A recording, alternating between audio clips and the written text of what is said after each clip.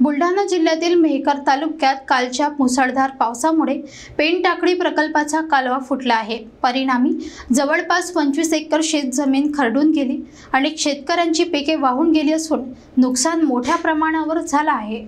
बुलढाणा जिल्ह्याच्या मेहकर व लोणार तालुक्यांमध्ये 25 जूनच्या सायंकाळपासून ढगफुटी सदृश्य पावसाने अक्षरशः कहर केला।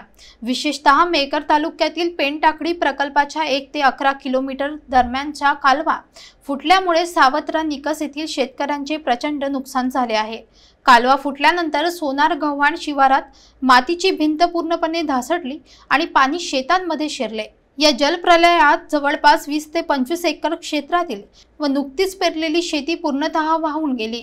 शेतात कमरेपर्यंत पाणी साचले असून काही ठिकाणी अजूनही दलदल निर्माण झाली आहे। या कालव्यातील पाण्याचा प्रवाह प्रकल्पाचे आउटलेट बंद केल्याने थांबवण्यात आला नव्हता। परिणामी पाणी ओव्हरफ्लो होत कालव्याच्या सांडव्यावर दबाव निर्माण झाला आणि भिंत कोसळली। शेतकऱ्यांनी पाटबंधारे विभागावर गंभीर आरोप केले असून कालव्याची देखभाल न केल्याचा मुद्दा उपस्थित केला आहे।